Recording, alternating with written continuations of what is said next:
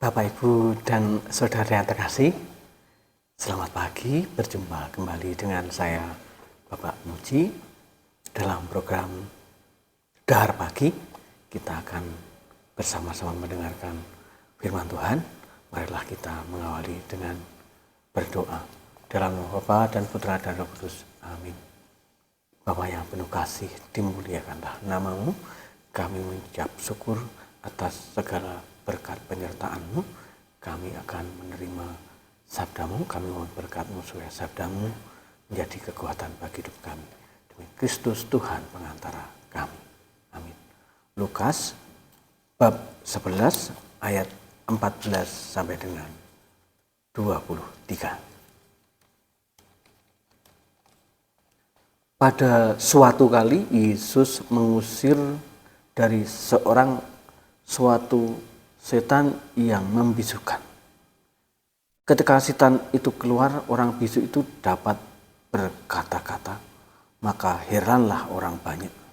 Tetapi ada di antara mereka yang berkata, ia mengusir setan dengan kuasa Beelzebul, penghulu setan. Ada pula yang meminta suatu tanda dari surga kepadanya untuk mencobai dia.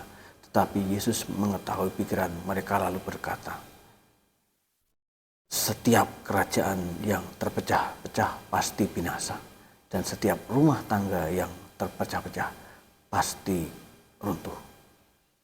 Jikalau iblis itu juga berbagi-bagi dan melawan dirinya sendiri, bagaimanakah kerajaannya dapat bertahan? Sebab kamu berkata bahwa aku mengusir setan dengan kuasa Beelzebul. Jadi jika aku mengusir setan dengan kuasa Beelzebul, dengan kuasa apakah pengikut-pengikutmu mengusirnya? Sebab itu merekalah yang akan menjadi hakim.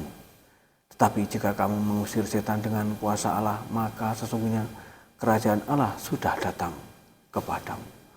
Apabila seorang yang kuat dan yang lengkap bersenjata menjaga rumahnya sendiri, maka amanlah segala miliknya. Tetapi jika seorang yang lebih kuat daripadanya menyerang dan mengalahkannya, maka orang itu akan merampas perlengkapan senjata yang diandalkannya dan akan membagi-bagikan rampasannya. Siapa tidak bersama aku, ia melawan aku. Dan siapa tidak mengumpulkan bersama aku, ia mencerai-beraikan. Demikianlah Injil Tuhan. Terpujilah Kristus. Bapak, Ibu, dan Saudara yang terkasih, sabda Tuhan pada pagi hari meneguhkan iman kita bahwa Tuhan Yesus menang atas kuasa setan. Sesungguhnya kuasa setan dalam hidup kita dapat kita ketahui seperti kuasa yang mengikat orang untuk tidak dapat berkata-kata kebenaran. Kuasa hidup dalam perzinahan. Kuasa akan haus kekuasaan. Kuasa menghakimi orang lain, kuasa kesombongan, dan masih banyak lagi kuasa-kuasa setan yang membelenggu. Untuk dapat melawan kuasa-kuasa tersebut, kita harus menerima kuasa ilahi, yaitu dengan pertobatan, dibaptis. Kemudian selalu mengakarkan iman kita dalam keluarga kita, dalam lingkungan kita. Dan tentunya kita harus selalu menerima Tuhan dalam hidup sehari-hari kita. Menerima komuni, menerima tubuh Kristus. Dengan bersama Kristus kita akan mengalahkan kuasa setan. Bapak, Ibu, dan Saudara yang terkasih, marilah kita membuka hati untuk selalu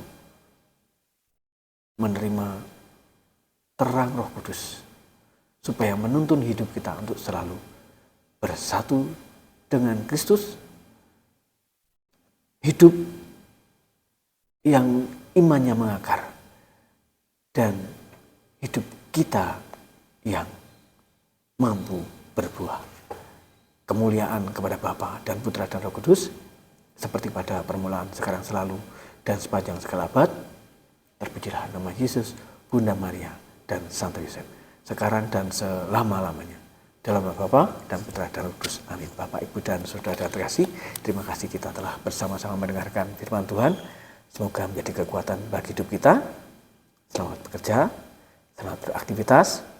Tuhan memberkati.